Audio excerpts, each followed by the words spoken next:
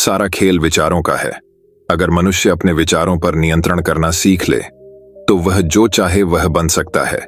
जितने भी सफल व्यक्ति हुए हैं उन सब ने अपने अंदर सकारात्मक विचार भरे हैं और वह अच्छाई के मार्ग पर चलकर ही सफल बन पाए हैं। ऐसी सिख गौतम बुद्ध ने कई सालों पहले उस वक्त की पीढ़ी को क्यों दी थी? इसके पीछे का रहस्य क्या है? आज इसी रहस्य के बारे में हम गौतम बुद्ध की कहानियों के माध्यम से जानेंगे। तो बिना देर किए चलिए उन कहानियों की शुरुआत करते हैं।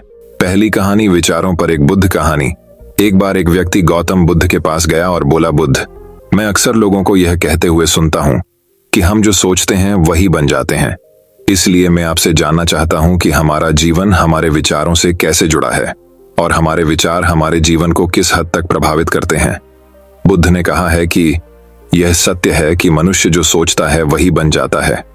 कोई भी विचार जिसे हम लंबे समय तक अपने मन में रखते हैं और उसके बारे में बार बार सोचते रहते हैं, हम वैसे ही बन जाते हैं। लोग उन्हीं के साथ अपना निर्माण करते हैं। विचार जिसके बारे में वह लगातार बनता रहता है। व्यक्ति का चरित्र उसके विचारों से भी बनता है। यदि विचार अच्छे हैं तो चरित्र भी शुद्ध होगा और यदि विचार ही प्रदूषित हैं तो चरित्र भी बुरा होगा। अगर आप ध्यान से देखेंगे तो पाएंगे कि आपके जीवन का हर पहलू आपके किसी न किसी पहलू से जुड़ा है। आप आज जो भी हैं अपने विचारों की वजह से हैं। आपके विचार अच्छे या बुरे किसी न किसी तरह से आपके जीवन को अच्छा या बुरा बना रहे हैं। हम जैसा सोचते हैं वैसा ही हमारा चरित्र बन जाता है। जिस प्रकार स्वस्थ बीज के बिना कोई वृक्ष विकसित नहीं हो सकता, उसी प्रकार अच्छे विचारों और अच्छे चरित्र के बिना कोई भी मनुष्य सफल नहीं हो सकता।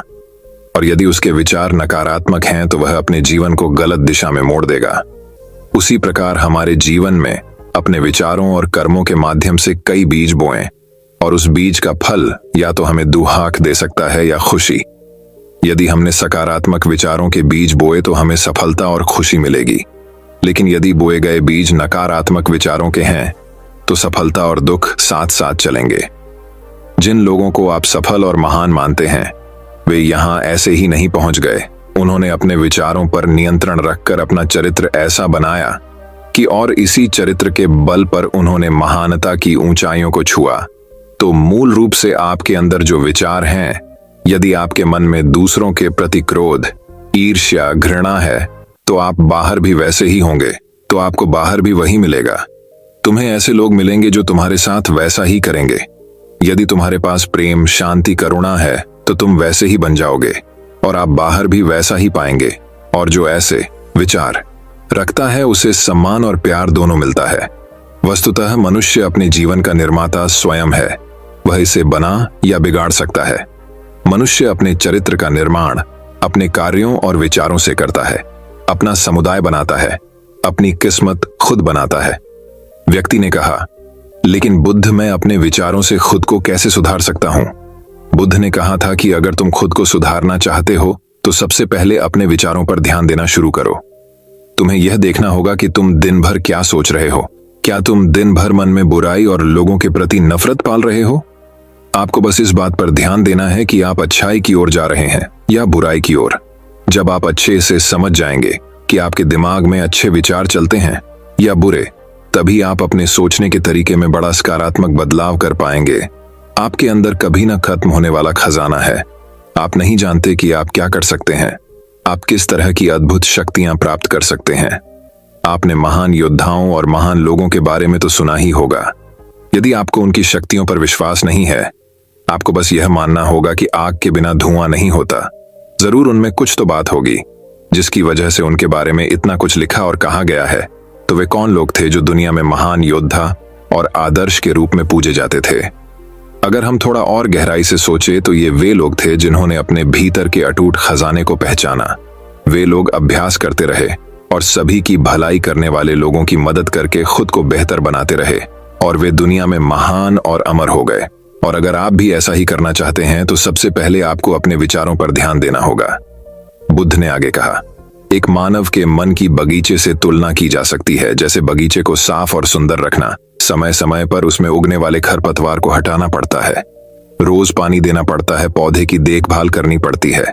उसी तरह हमें अपने मन को भी सुंदर और सकारात्मक बनाए रखने के लिए उसका ख्याल रखना होगा।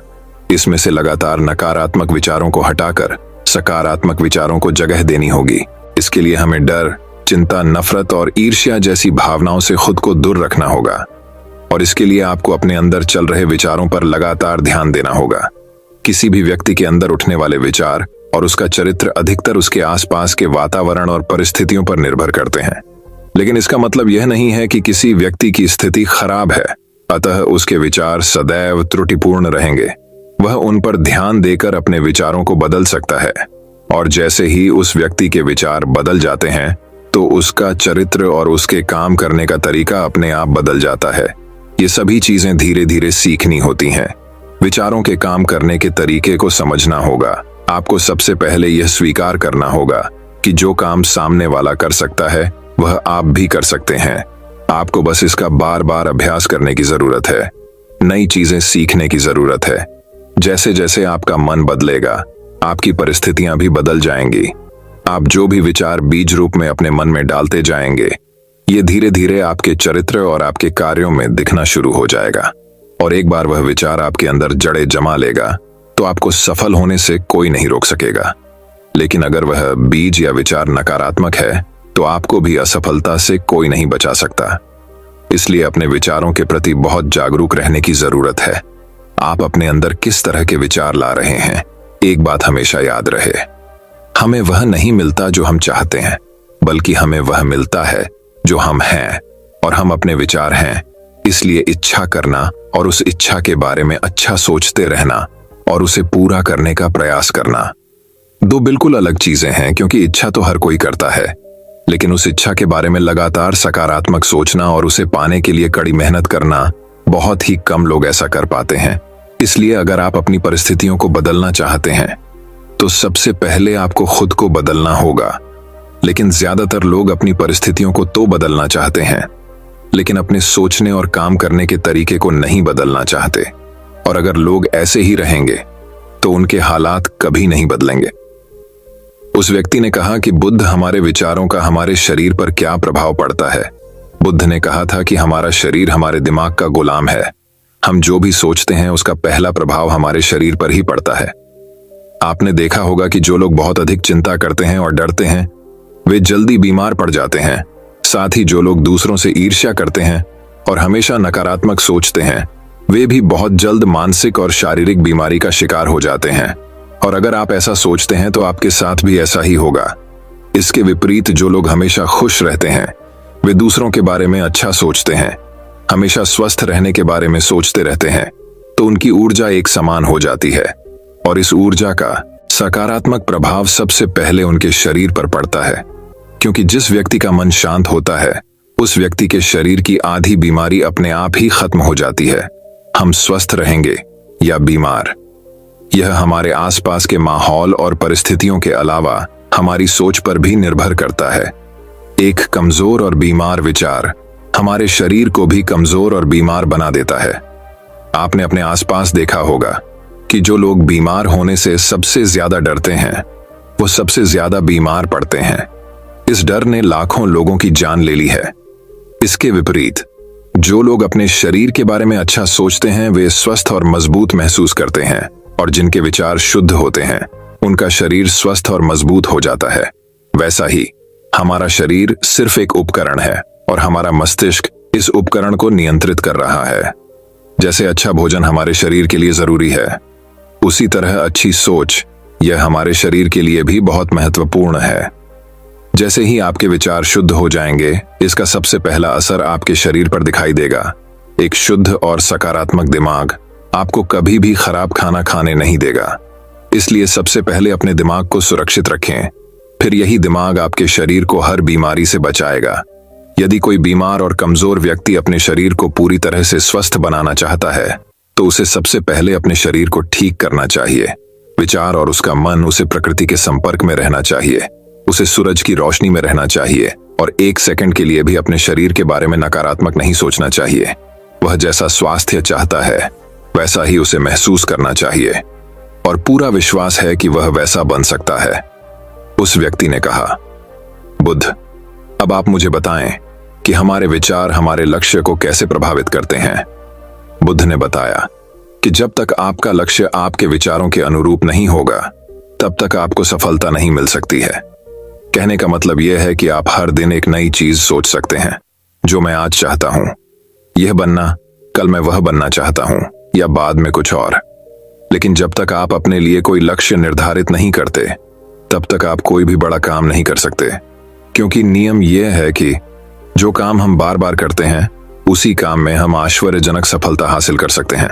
अगर आप हर दिन अपना लक्ष्य बदलते रहते हैं तो आप कहीं नहीं जा रहे हैं। इसलिए आपके जीवन में एक निश्चित लक्ष्य होना चाहिए और आपको अपनी पूरी मेहनत और लगन से उस लक्ष्य को पूरा करने का प्रयास भी करना चाहिए। और इसके लिए आपको अपने सभी विचारों को अपने लक्ष्य पर केंद्रित करना होगा, अन्यथा आपके विचार बिखरे रहेंगे और हो सकता है कि एक बार आप असफल हो जाएं या आपको शुरुआत में कोई सफलता न मिले तो दूसरों को देखकर आपके मन में यह ख्याल आने लगा कि यह काम तो आसान है, जब वह इस काम में सफल हो सकता है तो मैं भी सफल होकर अच्छा पैसा और नाम कमा सकता हूं। और यह भी संभव है कि इस काम में असफल होकर भी तुम दूसरी तरफ भागो और ऐसा करते समय आप कई काम करते हैं, लेकिन हो सकता है कि आप किसी एक चीज में सफल न हो पाएं। इसीलिए आपको पहले एक चीज तय करनी होगी, तभी आपके विचार एक काम पर फोकस कर पाएंगे। अब आपका वह लक्ष्य कुछ भी हो सकता है, चाहे मन की शांति पाना हो या अमीर बनना हो, लेकिन याद रखें लक्ष्य वही है जो आपके विचारों को एक दिशा में केंद्रित रख सके। यदि आप बार बार अपने लक्ष्य हासिल करने में असफल हो रहे हैं तो इसका मतलब यह नहीं है कि आप इसे हासिल नहीं कर सकते, बल्कि इसका मतलब है कि आपके पास अपने लक्ष्य को हासिल करने का तरीका गलत है।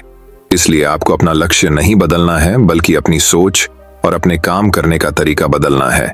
अगर आप ऐसा करेंगे तो आप धीरे धीरे सीख जाएंगे और अपने लक्ष्य तक पहुंच जाएंगे। अपनी असफलताओं से कभी मत डरो। अगर आप कुछ बड़ा हासिल करना चाहते हैं तो आपको अंदर से बहुत मजबूत होना होगा, क्योंकि चाहे आप कुछ भी करें, लोग अक्सर आपको अपनी बातों से कमजोर और हताश करने की कोशिश करेंगे। इसलिए अगर आप डरेंगे तो आप अपने किसी भी लक्ष्य में सफलता हासिल नहीं कर पाएंगे, क्योंकि डर आपकी सभी आशाओं को नष्ट कर देता है और आपके सभी विचार केवल आपके डर तक ही सीमित रह जाएंगे। और डर डर कर आप अंततः खुद को शारीरिक और मानसिक रूप से बीमार बना लेते हैं। तब आपको समझ आएगा कि आपने अपने झूठे डर के एहसास में कितनी बड़ी गलती कर दी है, और फिर आपके लिए खुद को उस स्थिति से बाहर निकालना बहुत मुश्किल हो जाएगा। इसलिए सबसे पहले एक लक्ष्य बनाएं ताकि आपके विचार उस पर नींगा हो सकें। उसके बाद अगर आप बार बार असफल होते हैं तो भी घबराएं नहीं, क्योंकि यह लक्ष्य हासिल करने का ही एक हिस्सा है। और पूरा विश्वास रखें कि आप जरूर सफल होंगे और एक दिन तुम भी हो जाओगे। उस व्यक्ति ने कहा, बुद्ध, विचारों और मन की शांति के बीच क्या संबंध है? बुद्धा ने बताया कि मन की शांति एक ऐसा खजाना है जिसे दुनिया के 1% लोग भी हासिल नहीं कर सकते, और जिसने ये खजाना हासिल कर लिया है वह दुनिया के सबसे भाग्यशाली व्यक्ति हैं। वह भीड़ में अलग दिखता है, यह कहना उतना आसान नहीं है जितना लगता है। मन की शांति केवल लंबे समय तक आत्मनियंत्रण के माध्यम से ही प्राप्त की जा सकती है। जब कोई व्यक्ति खुद को समझता है और दुनिया प्यार और प्यार के बीच के अंतर को समझता है, उसके अंदर नफरत, डर और ईर्ष्या जैसी भावनाएं खत्म हो जाती हैं और एक दिन व्यक्ति को मन की सच्ची शांति मिल सकती है। और यही हर इंसान का अंतिम लक्ष्य भी है। एक शांत व्यक्ति सबसे खराब परिस्थितियों में भी खुद को नियंत्रित कर सकता है। एक शांत व्यक्ति के पास जितनी मानसिक शक्ति होती है उतनी किसी और के पास नहीं होती। शांत व्यक्ति का अर्थ है वह व्यक्ति जिसका मन पूर्णतः शांत हो, क्योंकि जैसे ही आपका मन शांत हो जाता है आपके सभी विचार शांत हो जाएंगे और तब आपको महसूस होगा कि सचमुच आपका दिमाग कितना शक्तिशाली है। जैसे ही आपको मानसिक शांति मिलेगी आप महसूस करेंगे कि आपकी मानसिक शक्ति इतनी बढ़ गई है कि आपके लिए सब कुछ आसान हो गया है। आप जहां भी हों, आपकी परिस्थितियां जो भी हों, आप खुद को स्वीकार करना शुरू कर देंगे। आप हमेशा खुश रहेंगे। और अगर आप ये मुकाम हासिल करना चाहते हैं तो इसकी शुरुआत आपको अपने विचारों से करनी होगी। अपने विचारों पर नियंत्रण और अपने विचारों पर यह नियंत्रण आप केवल और केवल ध्यान के माध्यम से ही प्राप्त कर सकते हैं। इतना कहकर बुद्ध चुप हो गए और ध्यान करने लगे और वह व्यक्ति भी उनको प्रणाम करके चला गया। ये कहानी आपको कैसी लगी हमें कमेंट बॉक्स में कमेंट करके जरूर बताएं और इस कहानी को अपने दोस्तों के साथ जरूर शेयर करें। तो दोस्तों अब चलिए हमारे दूसरे कहानी की शुरुआत करते हैं।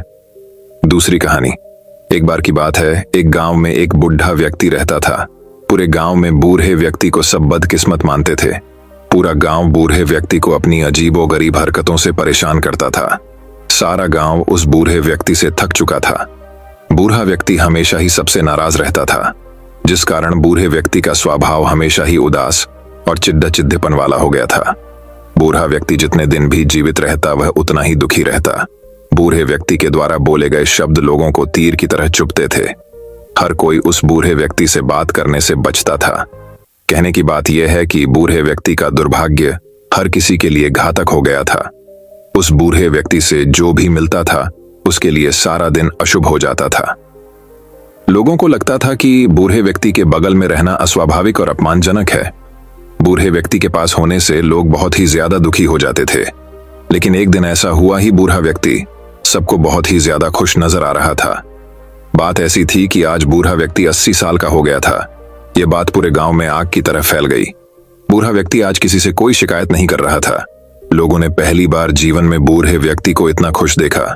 सभी गांव के लोग इकट्ठा हो गए। सबने यह जानने की इच्छा थी कि आज बूढ़ा व्यक्ति इतना खुश क्यों है। एक आदमी से बूढ़े आदमी से पूछा, तुम्हें क्या हुआ है, आज इतना क्यों खुश हो? जवाब देते हुए बूढ़ा व्यक्ति बोला, आज कुछ खास नहीं। मैं अपने पूरे जीवन में 80 साल से खुशी की तलाश कर रहा था, पर मुझे कभी खुशी नहीं मिली। जीवन भर मेरी यह तलाश बेकार ही गई। लेकिन आज मैंने यह सोच लिया है कि अब से मैं बिना खुशी की तलाश के बगैर जीवन जीऊंगा और मैं अब यही सोचकर खुश हूं। कहानी की सीख। इस कहानी से हमें यह सीख मिली कि हमें जीवन में खुशी को ढूंढने के लिए उसके पीछे नहीं भागना चाहिए। जीवन आनंदमयी तरीके से जियो तो खुशी अपने आप मिलेगी। तो दोस्तों, अब चलिए हमारे तीसरे कहानी की शुरुआत करते हैं। तीसरी कहानी। एक बार की बात, एक देश में एक राजा रहता था जो कि अपने बड़े से महल में शान से रहा करता था। उस महल में बहुत ही सुंदर बगीचा लगा हुआ था, जिसमें कई प्रकार के फूल और पेड़ लगे हुए थे। उसमें एक अंगूर का पेड़ भी लगा हुआ था। बगीचे की देखभाल के लिए राजा ने वहां एक माली रखा हुआ था। माली हर रोज उस बगीचे की देखभाल करने के लिए आता था। माली जब बगीचे में देखता है कि एक चिद्धिया अंगूर के पेड़ से अंगूर तो ढा कर ले जा रही थी। माली ने देखा कि चिद्धिया सारे खट्टे अंगूरों को नीचे फेंक कर सिर्फ मीठे अंगूर ही अपने साथ लेकर जा रही थी। फिर वो चिद्धिया हर दिन आने लगी और पेड़ से अंगूर ले जाने लगी। माली ने सोचा कि इस तरह से तो ये पेड़ खराब हो जाएगा और राजा के लिए कोई अंगूर नहीं बचेंगे, क्योंकि वो चिद्धिया सिर्फ मीठे अंगूर ही लेकर जाती थी। माली ने उस चिद्धिया को पकड़ ढहने के बारे में सोचा, लेकिन बहुत कोशिश करने के बाद भी वो उस चिद्धिया को पकड़ डाच नहीं पाया। फिर वो माली राजा के पास अपनी समस्या लेकर गया। वो राजा के दरबार में गया और राजा को सारी बात बताई। राजा को उस चिद्धिया पर बहुत गुस्सा आया। राजा ने माली से कहा कि तुम चिंता मत करो, उस चिद्धिया को मैं खुद पकड़ ढूंढूंगा। फिर अगले दिन राजा उस पेड़ के पीछे छुपकर चिद्धिया का इंतजार करने लगा, और जैसे ही वो चिद्धिया अंगूर लेने आई तो राजा ने फुर्ती से उसे पकड़ डीएच लिया। चिद्धिया ने राजा से कहा कि आप मुझे छोड़ डेच दे, मैं आपको ध्यान की 4 बातें बता सकती हूँ। राजा बहुत गुस्से में था। उसने चिद्धिया से कहा कि पहले तुम मुझे वो बातें बताओ, फिर मैं तुम्हें छोड़ डीएच दूंगा। तो चिद्धिया ने कहा कि पहली बात है कि अपने हाथ में आए हुए दुश्मन या मौके को कभी भी जाने न दो, तथा दूसरी बात यह है कि कभी भी उस बात पर यकीन न करो जो हो ही नहीं सकती। राजा अब और गुस्से में आ गया। उसे चिद्धिया की कोई बात समझ नहीं आ रही थी। उसने गुस्से में कहा, चलो अब तीसरी बात बताओ। तो चिद्धिया ने कहा कि तीसरी बात यह है कि कभी भी बीत चुकी बातों पर पछतावा न करो। राजा ने कहा कि तुम बकवास कर रही हो, ऐसे कुछ नहीं होता, इसमें क्या ज्ञान की बात है। राजा ने उसे गुस्से में और कस के पगड़ी डीएच लिया। फिर चिद्धिया ने बोला कि राजा जी, पहले मेरे चौथी बात तो सुन ले। तो राजा ने कहा, बोल, क्या है तुम्हारी चौथी बात? चिद्धिया ने कहा कि बताती हूं, लेकिन अपने मुझे बहुत कस के पकड़ा हुआ है, मुझसे बोला नहीं जा रहा। आप मुझे थोड़ी देर के लिए छोड़ दे तो मैं आपको वो बात बता सकती हूँ। राजा ने चिद्धिया को छोड़ दिया और चिद्धिया झट से पेड़ पर जाकर बैठ गई। पेड़ पर बैठने के बाद चिद्धिया ने राजा से कहा कि मेरे पेट में 2 हीरे हैं जो कि बहुत कीमती हैं, लेकिन अब आप उन्हें कभी हासिल नहीं कर सकोगे। चिद्धिया की ये बात सुन के राजा को बहुत पछतावा हुआ। वो सोचने लगा कि वो उन हीरों को हासिल कर सकता था, लेकिन अब पछतावे के अलावा वो कुछ नहीं कर सकता था। राजा को पछताते हुए देख के चिद्धिया ने कहा कि राजा जी, अपने मेरी ज्ञान की बातें अच्छे से सुनी नहीं। मैंने आपसे कहा था कि कभी भी अपने हाथ में आए दुश्मन को हाथ से जाने न दो, लेकिन अपने मोड़ छोड़ दिया। मैंने कहा था कि कभी किसी ऐसी बात पर यकीन मत करो जो हो नहीं सकती। क्या आपको सच में लगता है कि मेरे इस छोटे से पेट में 2 हीरे हैं? चिद्धिया ने कहा कि मेरे पेट में कोई हीरे नहीं है, और जब मेरे पेट में हीरे ही नहीं है और मैं आपके हाथ से निकल गई, तो फिर आप किस बात का पछतावा कर रहे हैं? राजा को अपनी गलती का एहसास हो गया। उसे चिद्धिया की सारी बातें समझ में आ गईं। उसने खुश होकर उस चिद्धिया को उस पेड़ में रहने की आज्ञा दे दी। चलिए अब कहानी की सीख को जानते हैं। चिद्धिया ने वो ज्ञान की बातें सिर्फ राजा को नहीं बल्कि हम सबको बताई है, जिससे हमें ये बात सीखने को मिलती है कि हमें कभी भी अपने हाथ में आए हुए मौके को जाने नहीं देना चाहिए, और अगर वो मौका हाथ से चला जाए तो उसका पछतावा नहीं करना चाहिए, क्योंकि बीते हुए समय के बारे में सोचने से वो वापस नहीं आ जाता। इसलिए हमें आज में जीना चाहिए और कभी भी किसी की बात पर ऐसे ही यकीन नहीं करना चाहिए। तो दोस्तों, अब चलिए हमारे चौथे कहानी की शुरुआत करते हैं। चौथी कहानी। एक बार की बात है, एक गांव में एक व्यापारी रहता था जिसे ऊंट पालने का बहुत शौक था। उसके पास कई ऊंट भी थे। एक दिन वो व्यापारी अपने किसी काम के सिलसिले में किसी दूसरे गांव गया, जहां पर उसने एक ऊंट बेचने वाले के पास एक बहुत ही खास किस्म का ऊंट देखा। व्यापारी को वो ऊंट बहुत पसंद आया। उसने उस ऊंट को खरीदने की सोची। वो ऊंट वाले के पास गया और उस ऊंट का मोल भाव करने लगा। वो दोनों कई घंटों तक ऊंट के भाव को लेकर बातें करते रहे, जिसके बाद व्यापारी ने उस ऊंट को खरीद लिया। ऊंट को खरीदने के बाद व्यापारी अपना काम खत्म करके अपने गांव चला गया। अपने घर जाकर व्यापारी ने अपने नौकर से कहा कि तुम इस ऊंट को बाकी ऊंटों के साथ बांध दो और इसे साफ कर दो। ये कहकर व्यापारी अपने घर में आराम करने के लिए चला गया। नौकर उस ऊंट को उस जगह पर ले गया जहां बाकी ऊंट बंधे हुए थे। फिर उसके बाद वो उसकी सफाई करने लगा। ऊंट की सफाई करते समय उस ऊंट की सीट के नीचे एक थैली मिली। उसने थैली को खोल के देखा तो उसमें बहुत से हीरे पड़े डढ़े हुए थे। उन हीरों को देखकर वो नौकर बहुत हैरान हुआ। उसने सोचा कि ये हीरे उसके मालिक के हैं, तो वो व्यापारी के पास गया और उसको वो थैली दिखाई। नौकर ने मालिक से पूछा कि क्या ये हीरो की थैली आपकी है? ये ऊंट की सीट के नीचे पड़ी हुई थी।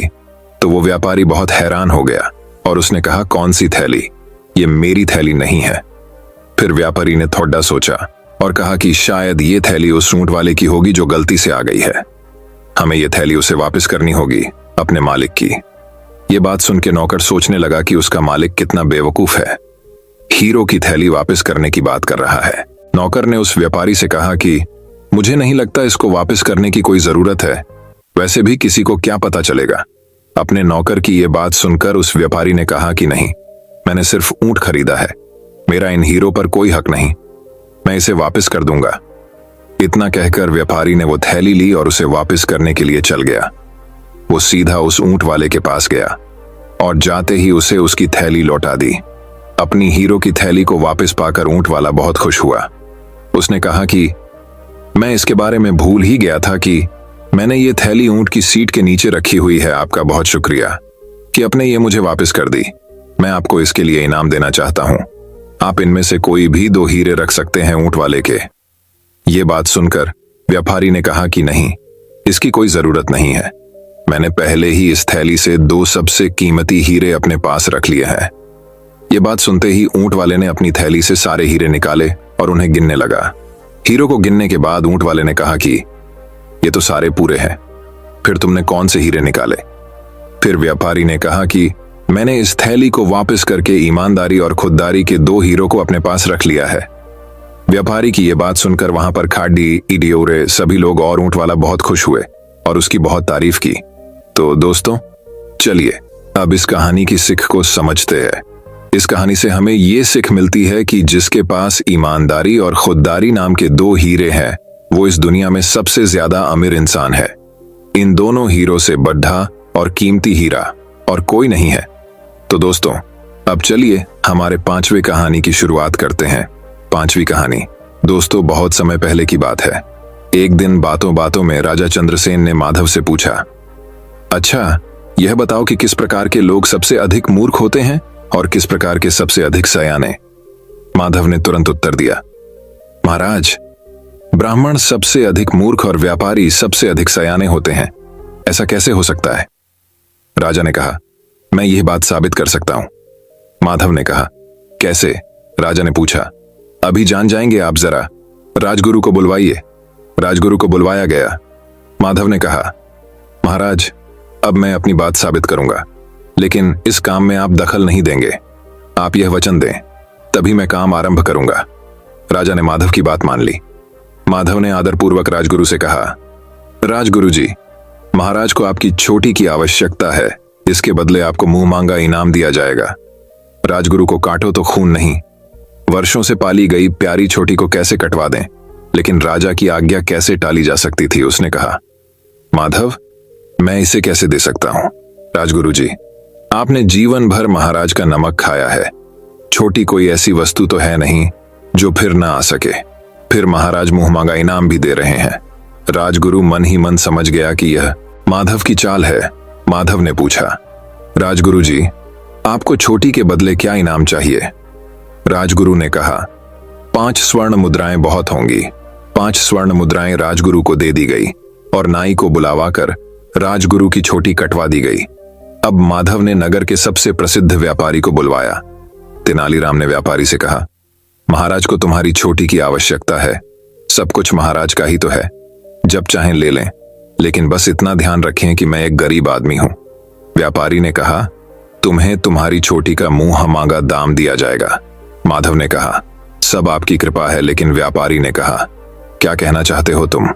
माधव ने पूछा, जी, बात यह है कि जब मैंने अपनी बेटी का विवाह किया था तो अपनी छोटी की लाज रखने के लिए मैंने पूरी 5000 स्वर्ण मुद्राएं खर्च की थी। पिछले साल मेरे पिता की मौत हुई, तब भी इसी कारण 5000 स्वर्ण मुद्राओं का खर्च हुआ, और अपनी इसी प्यारी दुलारी छोटी के कारण बाजार से कम 5000 स्वर्ण मुद्राओं का उधार मिल जाता है। अपनी छोटी पर हाथ फेरते हुए व्यापारी ने कहा, इस तरह तुम्हारी छोटी का मूल्य 15000 स्वर्ण मुद्राएं हुआ। ठीक है, यह मूल्य तुम्हें दे दिया जाएगा। 15000 स्वर्ण मुद्राएं व्यापारी को दे दी गईं। व्यापारी छोटी मुड़वाने बैठा। जैसे ही नाई ने छोटी पर उस्तरा रखा, व्यापारी खड़क कर बोला, संभल कर। नाई के बच्चे, जानता नहीं, यह महाराज चंद्रसेन की छोटी है। राजा ने सुना तो आग बबूला हो गया। इस व्यापारी की यह मजाल कि हमारा अपमान करे। उन्होंने कहा, धक्के मारकर निकाल दो इस सिरफिरे को। व्यापारी 15000 स्वर्ण मुद्राओं की थैली को लेकर वहां से भाग निकला। कुछ देर बाद माधव ने कहा, आपने देखा महाराज, राजगुरु ने तो 5 स्वर्ण मुद्राएं लेकर अपनी छोटी मुड़वा ली। व्यापारी 15000 स्वर्ण मुद्राएं भी ले गया और छोटी भी बचा ली। आप ही कहिए, ब्राह्मण सयाना हुआ कि व्यापारी? राजा ने कहा, सचमुच तुम्हारी बात ठीक निकली दोस्तों। इस कहानी से हम ये सीख मिली कि बुद्धि का इस्तेमाल हर जगह हमें जीत दिलाता है। मन को स्थिर कर जो बुद्धि का उपयोग करता है वह जीवन में कभी असफल नहीं होता है। इसीलिए हमें हर कार्य में हमारी बुद्धि का उपयोग करके ही अपने कार्य में सफलता हासिल करनी है। तो दोस्तों, अब चलिए हमारे छठे कहानी की शुरुआत करते हैं। छठी कहानी। अब दूसरी कहानी की शुरुआत कुछ इस प्रकार होती है। दोस्तों, बहुत समय पहले की बात है। माधव एक ईमानदार तथा धर्मप्रिय व्यक्ति था। वह प्रतिदिन ईश्वर की आराधना बिना नागा किया करता था। इससे उसे नैतिक व मानसिक बल प्राप्त होता था। वह अक्सर कहा करता था कि ईश्वर जो कुछ भी करता है मनुष्य के भले के लिए ही करता है। कभी कभी हमें ऐसा लगता है कि ईश्वर हम पर कृपा दृष्टि नहीं रखता, लेकिन ऐसा होता नहीं। कभी कभी तो उसके वरदान को भी लोग शाप समझने की भूल कर बैठते हैं। वह हमको थोड़ी पीड़ा शायद देता है ताकि बड़ी पीड़ा से बच सके। एक दरबारी को माधव की ऐसी बातें पसंद नहीं आती थीं। एक दिन वही दरबारी दरबार में माधव को संबोधित करता हुआ बोला, देखो, ईश्वर ने मेरे साथ क्या किया। कल शाम को जब मैं जानवरों के लिए चारा काट रहा था तो अचानक मेरी छोटी उंगली कट गई। क्या अब भी तुम यही कहोगे कि ईश्वर ने मेरे लिए ये अच्छा किया है? कुछ देर चुप रहने के बाद बोला माधव, मेरा अब भी यही विश्वास है, क्योंकि ईश्वर जो कुछ भी करता है मनुष्य के भले के लिए ही करता है। यह सुनकर वह दरबारी नाराज हो गया कि मेरी तो उंगली कट गई और माधव को इसमें भी अच्छाई नजर आ रही है। मेरी पीड़ा तो जैसे कुछ भी नहीं। कुछ अन्य दरबारियों ने भी उसके सुर में सुर मिलाया। तभी बीच में हस्तक्षेप करते हुए राजा चंद्रसेन बोले, माधव, हम भी ईश्वर पर भरोसा रखते हैं, लेकिन यहां हम तुम्हारी बात से सहमत नहीं। इस दरबारी के मामले में ऐसी कोई बात नहीं दिखाई देती जिसके लिए उसकी तारीफ की जाए।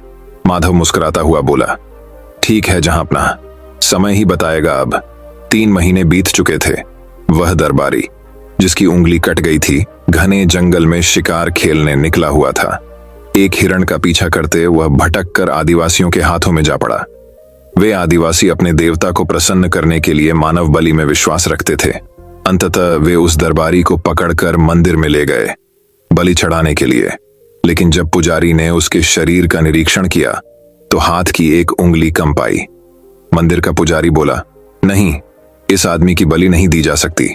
यदि 9 उंगलियों वाले इस आदमी को बलि चढ़ा दिया गया तो हमारे देवता बजाय प्रसन्न होने के क्रोधित हो जाएंगे। अधूरी बलि उन्हें पसंद नहीं। हमें महामारियों, बाढ़ या सूखे का प्रकोप झेलना पड़ सकता है, इसलिए इसे छोड़ देना ही ठीक होगा। और उस दरबारी को मुक्त कर दिया गया। अगले दिन वह दरबारी दरबार में माधव के पास आकर रोने लगा। तभी राजा भी दरबार में आ पहुंचे और उस दरबारी को माधव के सामने रोता देखकर हैरान रह गए। तुम्हें क्या हुआ, रो क्यों रहे हो? राजा चंद्रसेन ने सवाल किया। जवाब में उस दरबारी ने अपनी आप बीती विस्तार से कह सुनाई। वह बोला, अब मुझे विश्वास हो गया है कि ईश्वर जो कुछ भी करता है मनुष्य के भले के लिए ही करता है। यदि मेरी उंगली न कट्टी होती तो निश्चित ही आदिवासी मेरी बलि चढ़ा देते। इसीलिए मैं रो रहा हूं, लेकिन ये आंसू खुशी के हैं। मैं खुश हूं क्योंकि मैं जिंदा हूं। माधव के ईश्वर पर विश्वास को संदेह की दृष्टि से देखना मेरी भूल थी। दोस्तों, इस कहानी से हम सीख मिलती है कि जीवन में हम किसी भी परिस्थिति में डरना नहीं चाहिए और खुद पर विश्वास कायम रखना चाहिए। जिस इंसान का खुद पर विश्वास होता है, ऐसा व्यक्ति जीवन में कभी असफल नहीं होता। दोस्तों, मैं उम्मीद करता हूं कि यह कहानी सुनने से आपके जीवन में अच्छे बदलाव आए होंगे। आपको इस वीडियो से क्या सीखने मिला, ये कमेंट करके जरूर बताइए। और अपने परिवार, दोस्तों या आपके करीबी इंसान के साथ ये कहानी शेयर करके उन्हें भी इस ज्ञान से परिचित करवाए। बाकी अगर आपको यह वीडियो दिल से अच्छी लगी हो तभी इस वीडियो को लाइक कर देना। और आपने अब तक इस चैनल को सब्सक्राइब न किया हो तो चैनल को सब्सक्राइब भी जरूर कर देना। आपका हर दिन शुभ हो और खुशियों से आपका जीवन भरा रहे। धन्यवाद। नमो बुद्धाय।